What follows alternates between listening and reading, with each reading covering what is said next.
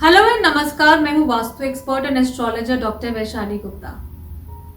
आजकल शुभ नवरात्रि का समय चल रहा है और ऐसा कहा जाता है कि इस समय पर जो देवी तत्व होता है वो अपने पीक पर होता है।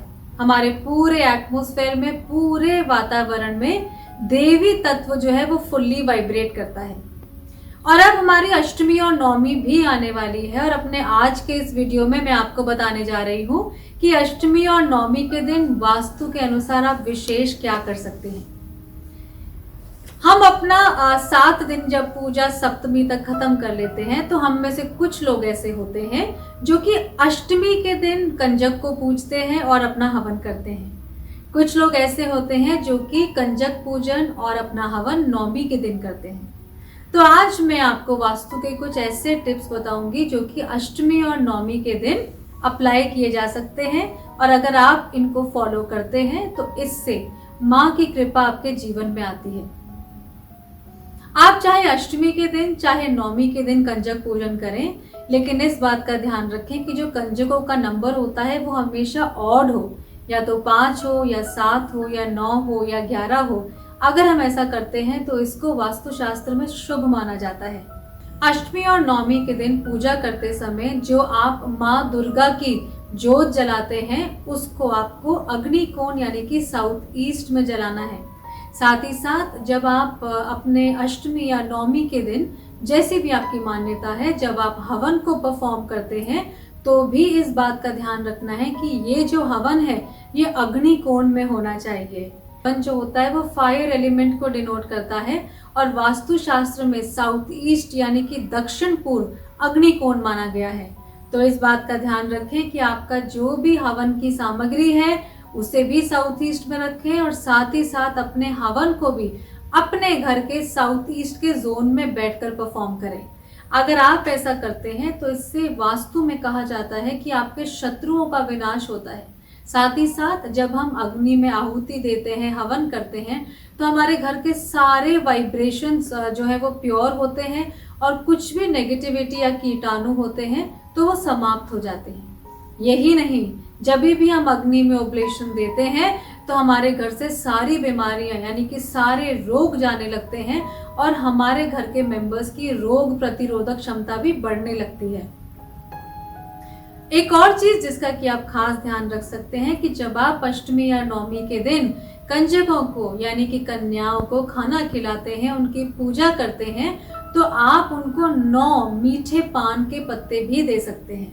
ऐसा कहा जाता है कि अगर हम ये मीठे पान के पत्ते कंजकों को देते हैं तो माँ की कृपा से हमारे जीवन में सौहार्द आता है और हमारे रिश्तों में भी मिठास आती है।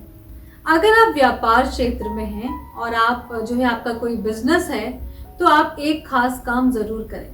अष्टमी या नवमी के दिन माँ के मंदिर जाएं और आपसे आपके व्यापार में या जीवन में कोई भी त्रुटि हुई हो, कोई भी गलती हुई हो, तो आप हाथ जोड़ के माँ के सामने उस गलती की क्षमा याचना करें। माँ तो ममता स्वरूप होती है और जब हम खासकर अष्टमी या नवमी के दिन अपने किसी गलत किए गए काम का कन्फेशन या माफी माँ से मांगते हैं तो हमें उस कर्म से मुक्ति जरूर मिलती है। ऐसा कहा जाता है कि महाअष्टमी के दिन और महानवमी के दिन हम जो भी उपाय करते हैं उसका विशेष फल हमारे जीवन में आता है। ये तो हम जानते ही हैं कि महाअष्टमी जो है वो माँ गौरी का दिन होता है और महानवमी जो है वो माँ सिद्धिदात्री का दिन होता है। ये दोनों जो माता के रूप हैं ये बहुत ही पावरफुल होते हैं और हमें सिद्धियां प्रदान करने की ताकत माँ के इस रूप में होती है। कभी कभी ऐसा होता है कि ना चाहते हुए भी हमारे घर में कलह हो जाती है, कलेश हो जाता है या फिर हमारे घर में रिश्तों में अनबन आने लगती है। अगर आपको लगता है कि आपके घर में भी ऐसा कुछ हो रहा है तो इस उपाय को जरूर करें। महाअष्टमी के दिन आप माँ के कलश के सामने या माँ की फोटो के सामने बैठें और वहां पर 108 बार गायत्री मंत्र का जाप करें। ये करने के बाद आपके मन में जो भी इच्छा है, जो भी संकल्प है, आप जो भी चाहते हैं कि घर में रिश्ते ठीक हो जाएं या परिवार में मिठास आ जाए, जो भी संकल्प आपके मन में है उसको आप स्मरण करें और लाल फूल लेकर के स्मरण करते समय उन लाल फूलों को अपने हाथों में रखें और उन लाल फूलों को देवी माँ के सामने अर्पित कर दें। ऐसा कहा जाता है कि ये महा उपाय करने से माँ हमारी प्रार्थना बहुत जल्दी सुनती हैं और हमारी वो समस्या ठीक होने लगती है। एक चीज और जो कि बहुत ही इम्पोर्टेंट है वो ये है कि अगर हमारा दाम्पत्य जीवन ठीक ना हो तो भी हमारा जो है वो मन नहीं लगता, हमें अच्छा नहीं लगता। और अगर हम साल भर उपाय करते हैं या फिर हम अष्टमी या नवमी के दिन उपाय करते हैं तो उसका असर हमारे जीवन में कुछ और ही होता है। में किसी भी दिन किया गया उपाय या फिर महाअष्टमी या महानवमी के दिन किया गया उपाय जो है उसमें बहुत ज्यादा अंतर आता है। तो महाअष्टमी के दिन आप एक उपाय कर सकते हैं जिससे कि आपका दाम्पत्य जीवन बहुत अच्छा हो सकता है।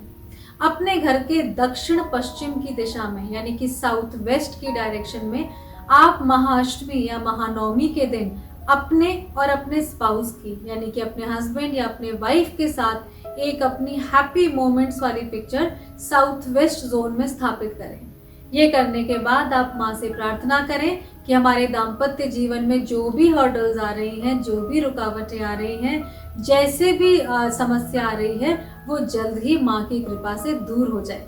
इसको भी वास्तुशास्त्र में महा उपाय माना जाता है। रात्र के समय ये उपाय करने से माँ की कृपा हमारे जीवन में आती है।